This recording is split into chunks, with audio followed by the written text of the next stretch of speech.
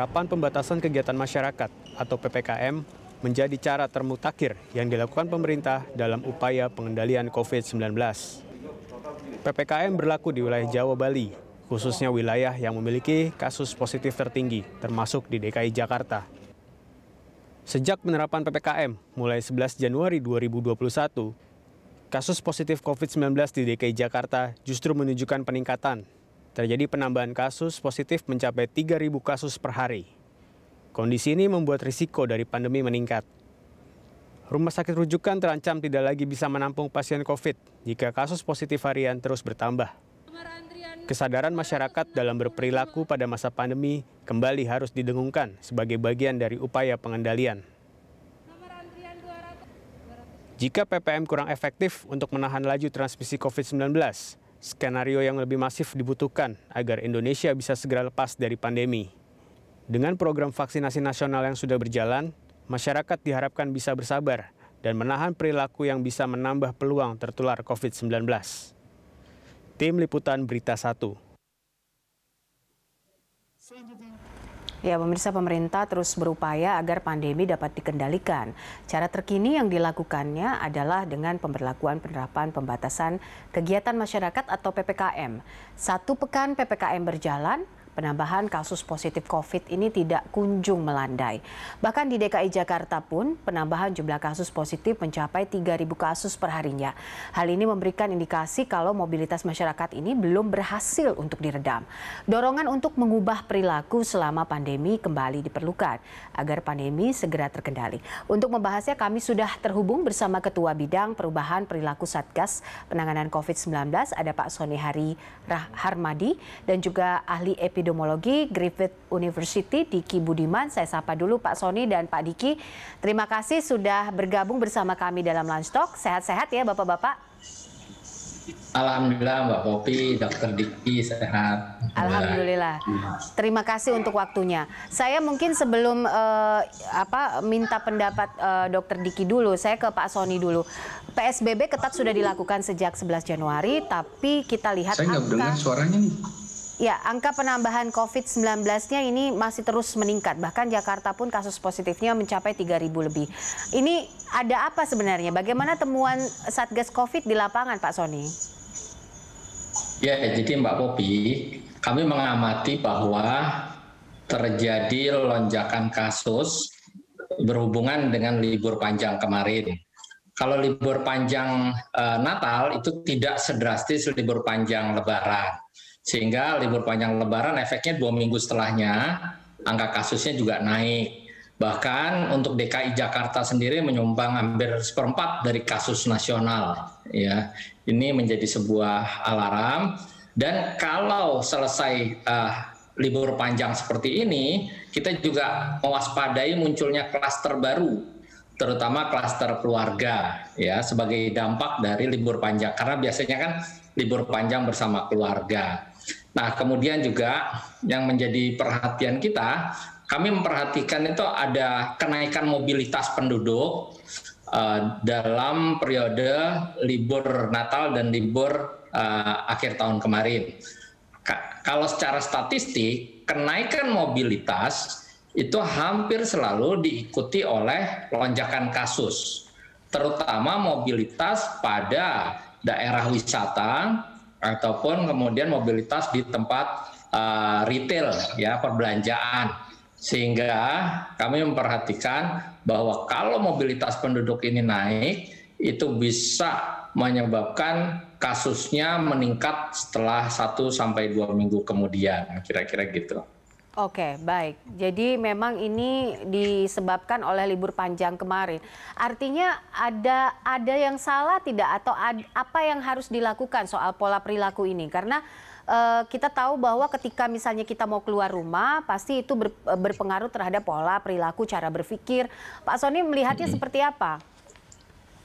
Ya, jadi sebetulnya yang salah itu bukan liburannya, karena liburan itu sebetulnya kesempatan untuk keluarga untuk berkumpul.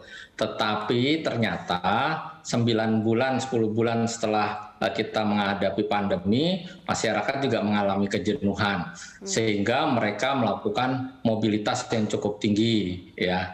Nah, kemudian mobilitas ini sebetulnya kami sudah berkali-kali ya menyampaikan pada masyarakat liburan aman tanpa bepergian, liburan aman tanpa jalan-jalan. Bagaimana bisa liburan di rumah tanpa mati gaya dan seterusnya. Tetapi kan ternyata keinginan untuk berlibur ini yang tidak terbendung ya, sehingga mereka tetap melakukan liburan.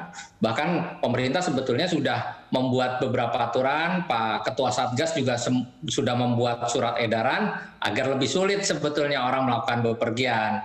Ya, misalkan kalau di dalam Jawa minimal 3 hari sebelumnya sudah melakukan tes antigen, swab antigen. Lalu kemudian kalau ke Bali kan harus melakukan PCR jika melalui pesawat udara dan seterusnya. Jadi sebetulnya kita sudah membuat rambu-rambu aturan ya, sehingga masyarakat lebih sulit lah untuk bepergian. Tetapi ternyata memang keinginan untuk bepergian itu masih ini. Nah, makanya kami juga menjelaskan pada masyarakat, jangan lupa bahwa kita masih sedang dalam masa pandemi, dan bahkan sekarang itu bukan cuma pertumbuhan kasusnya yang naik, tapi positivity rate-nya juga naik. Jadi ini positivity rate yang diikuti oleh kenaikan kasus. Nah, ini nanti Dr. Diki juga bisa menjelaskan. Tentu ini menjadi sebuah peringatan untuk kita semua untuk membatasi mobilitas masyarakatnya. Oke, baik. Saya ingin tanggapan dari Pak Diki soal ini. Apa yang Anda lihat saat ini ketika PSBB sudah diketatkan, kemudian operasi justisia juga sudah dilakukan, begitu. Namun pola perilaku masyarakat masih tetap keluar rumah, dan juga angka positif dari COVID ini semakin bertambah. Silakan Pak Diki. Ya, situasi kita ini memang sudah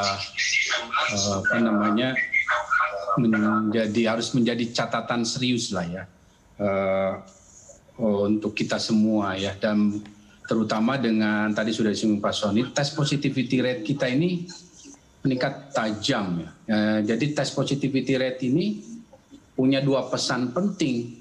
Pertama adalah bahwa kita tidak bisa atau tidak memadai upaya kita dalam mencegah angka kasus positifnya. Berarti pola penyebaran ada yang tidak bisa kita tidak deteksi atau di luar kendali kita, sehingga angka positifnya ini menjadi tinggi. Kemudian juga pesan penting lainnya adalah bahwa intervensi testing, tracing yang kita lakukan ini ternyata tidak sesuai, responnya tidak memadai sesuai dengan skala besarnya masalah pandemi yang kita hadapi.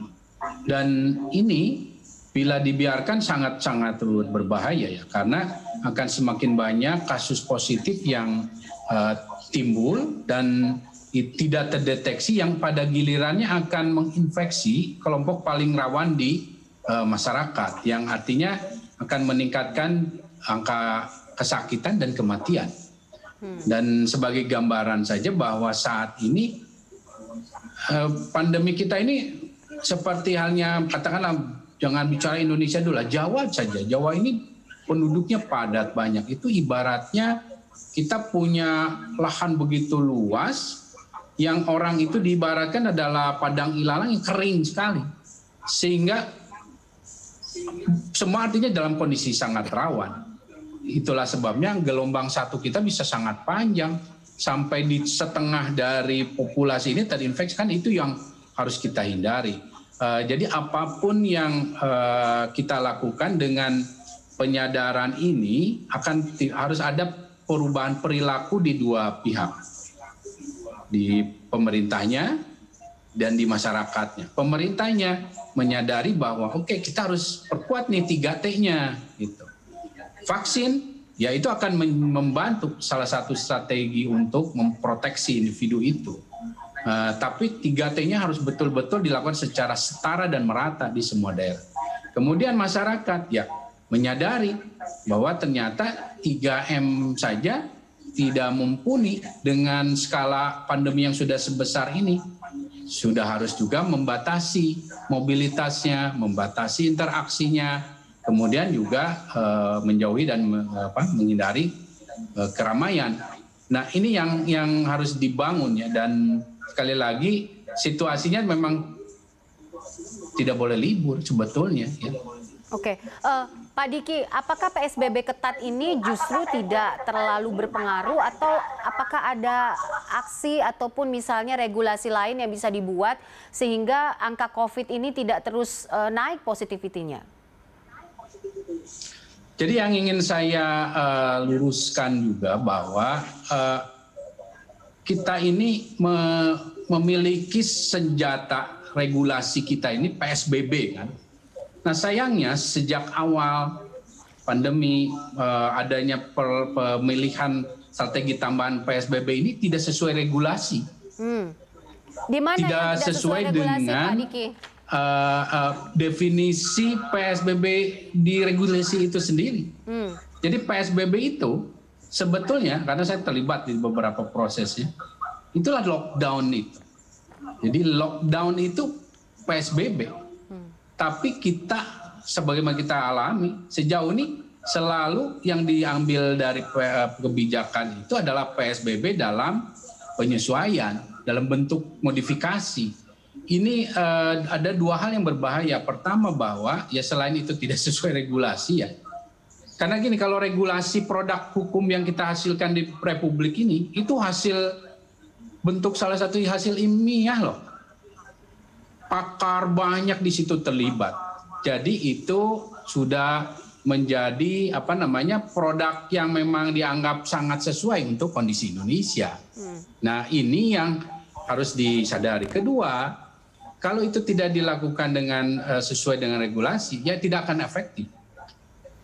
Kemudian ketiga yang paling bahaya, masyarakat menganggap bahwa karena ada misalnya PSBB yang sebenarnya kan menganggap ya PSBB kemarin juga nggak efektif, padahal itu bukanlah PSBB yang sesungguhnya sesuai regulasi itu. Ini yang saya kira harus diluruskan dan harus kalau kita mau lakukan PSBB, lakukan PSBB yang sebenarnya. Yang kalau dalam kondisi sebenarnya itu ya kota itu mati. Freeze gitu, dibekukan. Itu PSBB. Artinya menurut Pak Diki, PSBB yang dilakukan saat ini kurang ketat, dijaga oleh pemerintah atau seperti apa? Apa yang harus ditutup, apa yang harus dilakukan lebih ketat lagi agar benar-benar seperti PSBB lockdown yang sebenarnya? Jadi sebetulnya pemerintah tinggal mengacu pada regulasi undang-undang kekarantinaan kesehatan itu saja yang memang sudah cukup jelas kok di situ, yang artinya bahwa mobilitas juga dibatasi, aktivitas ekonomi dan lain sebagainya juga dibatasi di situ. Hanya yang terjadi saat ini ada semacam toleransi, ya. Toleransi dengan beberapa pertimbangan yang sehingga menjauhkan efektivitas dari PSBB itu sendiri. Jadi sebetulnya tinggal mengacu pada regulasi itu sendiri yang intinya mobilitas, interaksi, kemudian semua potensi yang sifatnya mengarah atau melibatkan pergerakan manusia ini memang di freeze sementara. Oke. Ini saja yang intinya ya.